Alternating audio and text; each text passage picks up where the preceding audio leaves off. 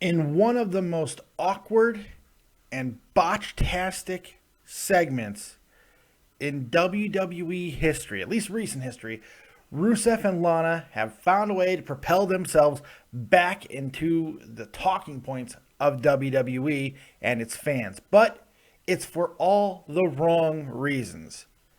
I'm going to tell you exactly what I think has gone wrong in this situation and who is at fault. And is there any way possibly salvaging this once very promising potential? All this and more right now on Dead on Dave Productions. Finally piece yourself back together now. What's your vision?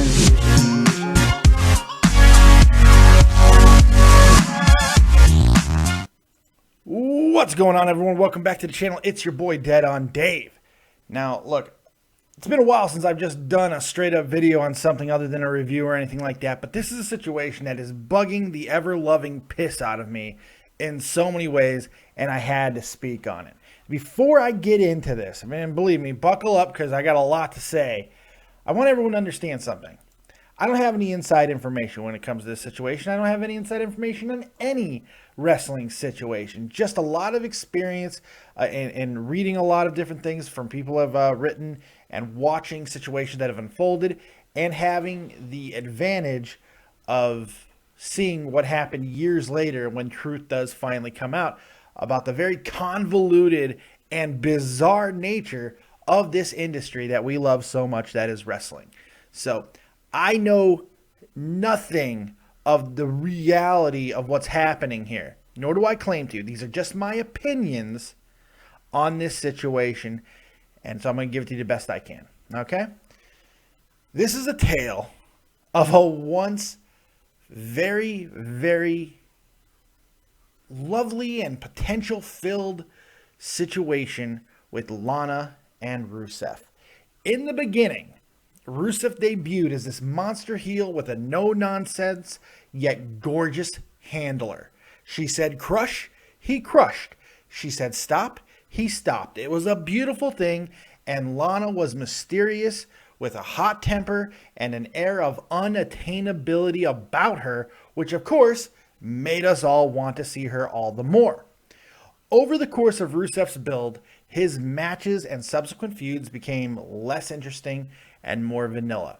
The only thing that was keeping him going was the growing fascination with the ravishing Russian. She's had a memorable exchange with The Rock, and Russev even was able to capture the United States Championship. With his domination, they were starting to balance each other out a bit. It seemed like staying the course and building him as one of the top heels of the company was the correct play. At the same time, the Intercontinental Championship was in its most neglected and least relevant state in years. It was so weak, in fact, it made the U.S. title look even weaker, even though it was beginning to build momentum with Russev and Lana. It was obvious a change had to be made going into WrestleMania 31. Daniel Bryan made all the sense in the world to return and become the man leading the upper mid-card charge. Made all the sense in the world.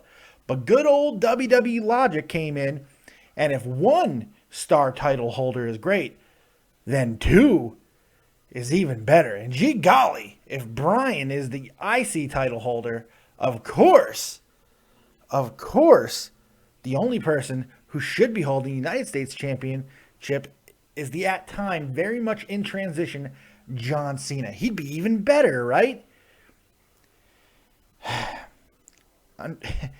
I think most of us would agree that Cena has been a good, even great United States champion. He's had some of his greatest matches in his career during this run, helping give boosts, even if squandered boosts, to several stars, including Kevin Owens, Cesaro, Neville, and even Seth Rollins. But I think we forget what the sacrifice was just to get him there and how big that hole is starting to appear now that we have the wonderful thing that is hindsight. Russev had destroyed all the U.S. hopefuls that that came out to go against him, and he claimed utter dominance and continued to wreak havoc on all of the lower mid-card guys and fading stars that they could find. I'm looking at you, Swagger, Mark Henry, and Big Show. Still, he was missing that big feather in his cap. That really big win that would truly establish himself as the next top heel in the landscape of the company. Enter John Cena, the American clean-cut superhero that really did not have much going on for him at the time and looked like a break was imminent. What better way to leave the WWE for a while and give fans a chance to miss Mr. Hustle, Loyalty, and Respect than to have him lose multiple matches to Rusev, culminating in the ultimate rub at WrestleMania 32. It was all in place and made all the sense in the world. Yet alas, we know this story all too well. Despite losing to Rusev in multiple events leading up to the final showdown, and the fact that in recent WrestleManias he had snuffed out the builds of budding stars, with Bray Wyatt being the most obvious example of that, Cena would go on to beat Rusev in a fairly good match in the middle of the card on the grandest stage of them all. Now, as I already stated, because we know how this has led to a great run and renewed interest in the United States Championship, I can accept this decision. It made a little bit of sense. The win in and of itself is not the problem, nor is the main talking points of this situation. It's the how, the manner in which they achieved this that has served as the long-standing problem since that fateful day. After Cena started to build momentum in the feud, he did not do so without controversy. Cracks were beginning to form in the Lana-Rusev relationship, with Lana's positive fan reaction becoming the main catalyst to Rusev losing matches to Cena. At one point, it even looked like Lana turning on Rusev and going with Cena was very much in the cards. Based on how the situation developed after Rusev lost the title to Cena, it feels like that would have been a much more fruitful choice.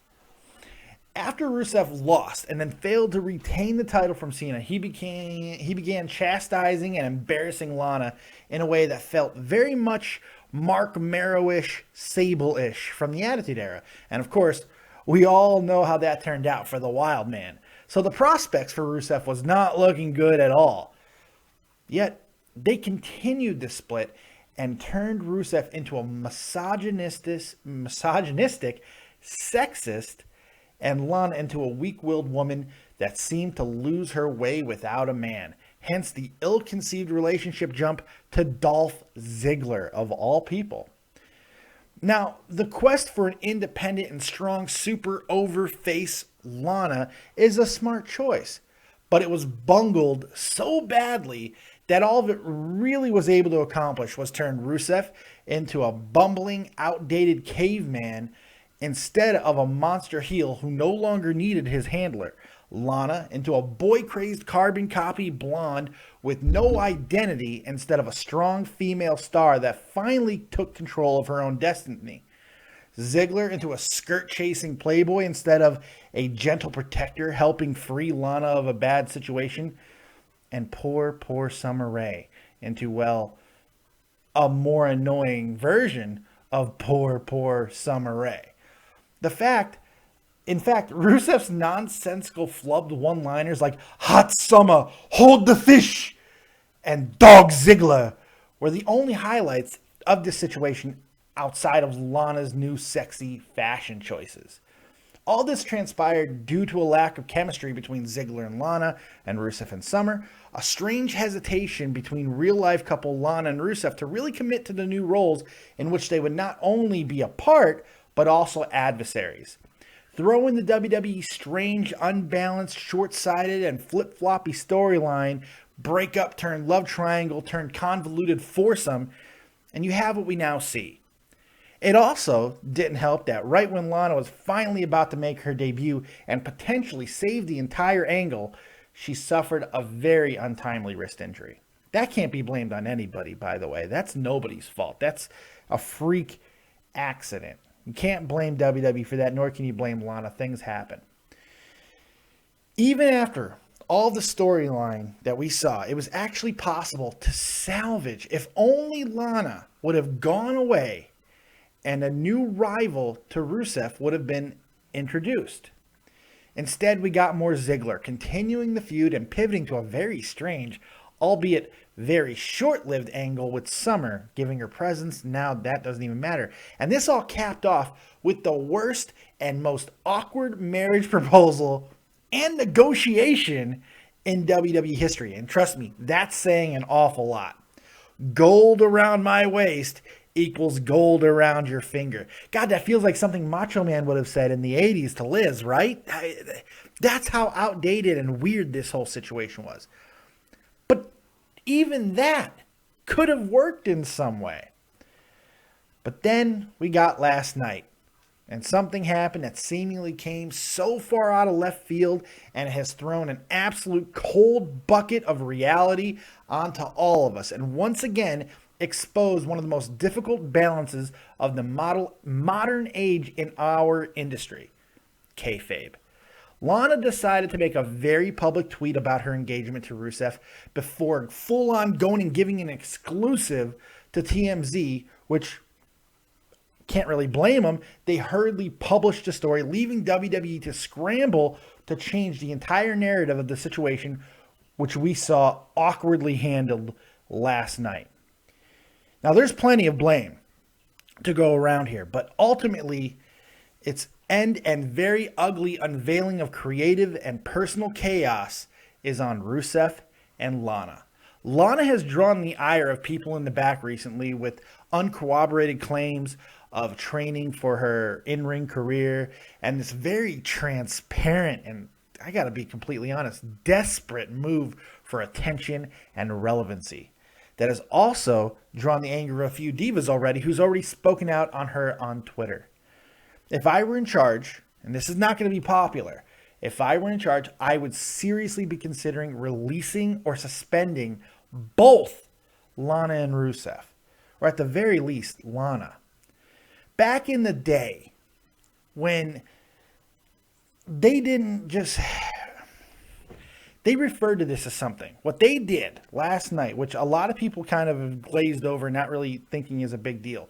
What Lana and Rusev together, because they're in this picture together, what they did was something that was once referred to as going into business for themselves, which essentially means putting their image, characters, persona above everyone else in their current situation, including that of the other talent they're working with, creative, management, and even us, the fans.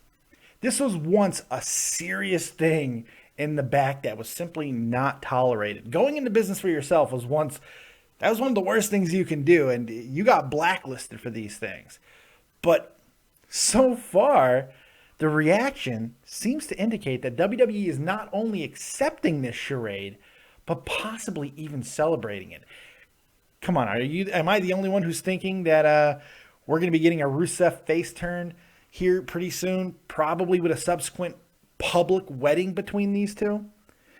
Because this is simply how WWE does business nowadays. To be fair to that last statement, it might be their best option. If they see these two as long-term investments, which I'm sure they do, maybe Lana more than Rusev, but I'm sure they see value in both of them. It's clear that something has to change. Because if they keep them around and they allow this to continue, it sets a very, very dangerous precedent. Something that stars, old-timers worked for years to make sure it didn't happen.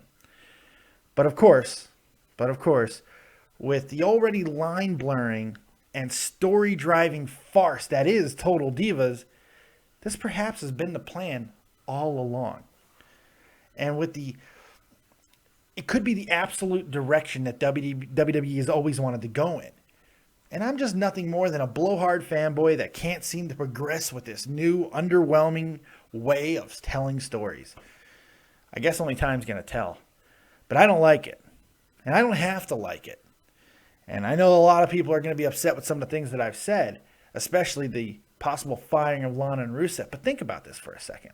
Think about what just happened.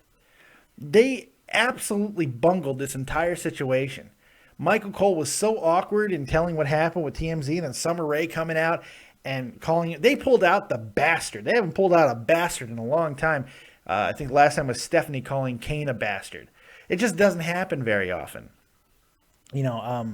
So it's just pretty funny to me to watch that happen, knowing that it was all avoidable. So the question really does become, who do you ultimately blame? I think a lot of people, and it's not unfair to do this, is going to blame Cena. Because Cena could have just beaten Rusev and all of that, but instead of doing that, they completely annihilated Rusev's character at the time, which was doing a very good job of becoming a monster heel. He was right there with Wyatt and some of the and Rollins and some of the other top heels in the company, Randy Orton, all these guys at the time. He was right there. He was right behind them because he built a really good thing with the U.S. title, and he did it with subpar competition, old timers, farts. He did it. It was working. And if he would have gotten that push from Cena, even losing the belt to Cena at WrestleMania, didn't have to squash it. All he had to do was come back strong and win that thing. But they chose not to do that. And like I've said a couple of times now, it turned out okay for Cena, and it's worked out well for us because we've gotten to see the best version of Cena than we've had in a long time. They still didn't need to destroy the entire dynamic of Rusev and Lana. I mean, just because they saw a bigger payday in Lana like they once did with Sable, didn't mean they had to destroy this and make it into a cartoony, weird episode of Degrassi. I mean, it was horrible. And it's been very painful to watch. So the question is, who do you guys blame? Do you blame Vince McMahon for not having his finger on the pulse of this? John Cena for continuing to be John Cena? Do you put the onus on Lana and Rusev for essentially, in my book, going into business for themselves? Let me know what you guys think, man. I'm very interested to know what you guys think of the situation. I know that it's probably something that not a lot of people are talking about, but I think potentially it could become a very big story in the world of wrestling because it could lead to a serious problem somewhere down the line. If the people in the back are not happy, which it seems like that's the case, a lot of the other divas and such are not happy with what's going on. Dolph Ziggler's got to be confused too. I mean, where does it put everybody else? They put everybody in such an awkward situation. It doesn't seem like this is a WWE leaked thing, by the way, either. Lana does weird shit on Twitter all the time. And she was flaunting this shit around, and then she gave the exclusive to TMZ. It's bad business. And it shouldn't be tolerated. It really shouldn't. But that's just my opinion. Hey, thanks for joining me. I really appreciate it, man. This was a lot of fun. A little bit something different. Hope you guys enjoyed it. Hey, make sure tonight at 4:30 Eastern Standard Time that you're right here with me, and a little bit later on, Jeff Huffman, as we do another live reaction party for the National League Division Series between Cubs and Cardinals. It's Game 4. Very excited. Cubs have a chance to close it out. So make sure you're here and join us. We're going to have a lot of fun. We're going to talk. Maybe I'll even get fucked up drunk. Who knows? We're going to have a good time. Hope you guys are here to enjoy that with us. But other than that, man, make sure you're checking out everything that's going on with Tommy C. By the way, I'll be on Tommy C's channel, Shot from the Point, a little bit later on. 9:30 our time here in Germany. So 3:30 p.m. Eastern Standard Time. We'll be doing In the Crease with Tommy C. I'll be back. I wasn't there yesterday. I'll be there with Tommy today. I'm sure he's going to go on a good tirade about Jack Eichel and who knows what else. So make sure you're there for that as well. Shot from the Point on YouTube. Go check it out. If you love hockey, you got to check it out. It's the best hockey channel on YouTube in my humble opinion.